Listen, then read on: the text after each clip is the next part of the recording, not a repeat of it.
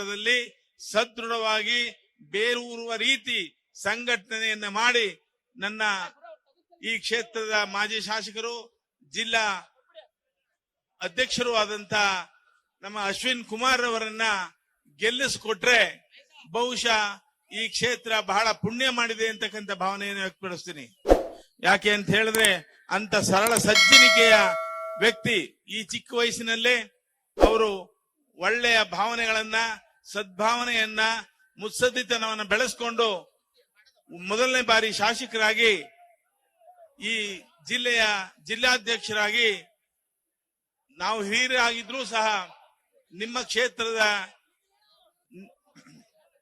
ಅಶ್ವಿನ್ ಕುಮಾರ್ ಅವರನ್ನೇ ನಮ್ಮ ಮೈಸೂರು ಜಿಲ್ಲೆಯ ಅಧ್ಯಕ್ಷರನ್ನಾಗಿ ಮಾಡಿ ಪಕ್ಷವನ್ನ ಮುನ್ನಡೆಸಬೇಕು ಅಂತಕ್ಕಂಥ ಸಂಪೂರ್ಣ ಬಹುಮತವನ್ನು ಕೊಟ್ಟು ಅವರನ್ನ ಜಿಲ್ಲಾಧ್ಯಕ್ಷರನ್ನಾಗಿ ನೇಮಕ ಮಾಡಿಸಿಕೊಂಡಿದ್ದೇವೆ. ಅವರು ಜಿಲ್ಲೆಯಲ್ಲಿ ಪ್ರತಿಯೊಂದು ತಾಲೂಕಿನ ಪ್ರವಾಸವನ್ನ ಮಾಡೋದ್ರ ಜೊತೆಗೆ ಇಂತಹ ಉತ್ತಮವಾದ ಕಾರ್ಯಕ್ರಮಗಳಿಗೆ ಹೆಚ್ಚು ಒತ್ತನ್ನ ಕೊಡಬೇಕು ಅಂತಕ್ಕಂಥ ಮಾತನ್ನ ಹೇಳಿ ಈ ಸರ್ಕಾರದ ಬಗ್ಗೆ ಮಂಜೇಗೌಡರು ಸಂಪೂರ್ಣವಾದ ವಿವರವನ್ನ ಕೊಟ್ಟಿದ್ದಾರೆ. ನಾನು ಹೇಳೋದಾದ್ರೂ ಇಷ್ಟೇ, ಇಂತಹ ದರಿದ್ರ ಸರ್ಕಾರ ಮತ್ತೊಮ್ಮೆ ಕರ್ನಾಟಕ ರಾಜ್ಯದಲ್ಲಿ ಅಸ್ತಿತ್ವಕ್ಕೆ ಬರಬಾರದು. ಆ ಬರಬಾರದು ಅಂತಕ್ಕಂಥ ನಿಲುವು ನಿರ್ಧಾರ ತೀರ್ಮಾನ ನಿಮ್ಮಲ್ಲಿದ್ರೆ ಈ ಕ್ಷೇತ್ರದ ಶಾಸಕರಾಗಿ ಸ್ಪರ್ಧೆ ಮಾಡ್ತಕ್ಕಂಥ ಅಶ್ವಿನ್ ಕುಮಾರ್ ಅವರನ್ನ 1,00,000 ಮತಗಳ ಅಂತರದಿಂದ ಗೆಲ್ಲಿಸಲಿಕ್ಕೆ ನಿಮ್ಮೆಲ್ಲರೂ ಶ್ರಮ ವಹಿಸಬೇಕು ಅಂತಕ್ಕಂಥ ಮಾತನ್ನ ಹೇಳಿ, ಇನ್ನು ಕುಮಾರಣ್ಣವರು 3ನೇ ಬಾರಿಗೆ ಈ ರಾಜ್ಯದ ಮುಖ್ಯಮಂತ್ರಿಗಳಾಗಿ ಹೊರಹೊಮ್ಮಬೇಕು.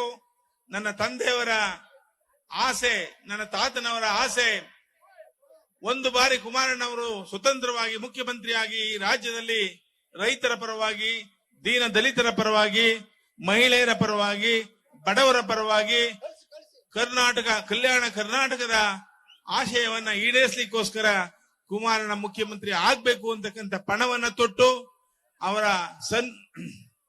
ಪುತ್ರ ನಿಖಿಲ್ ಕುಮಾರಸ್ವಾಮಿ ಅವರು ರಾಜ್ಯಾದ್ಯಂತ ಏನು ಉತ್ತಮವಾದಂತ ಪ್ರವಾಸವನ್ನು ಹಮ್ಮಿಕೊಂಡಿದ್ದಾರೆ, ಆ ಪ್ರವಾಸ ಬಹು ಯಶಸ್ವಿಯಾಗಲಿ. ಇಡೀ ರಾಜ್ಯಾದ್ಯಂತ ಈ ಒಂದು ಜನರೊಂದಿಗೆ ಜನತಾದಳ ಕಾರ್ಯಕ್ರಮ ಬಹು ಯಶಸ್ವಿಯಾಗಲಿ.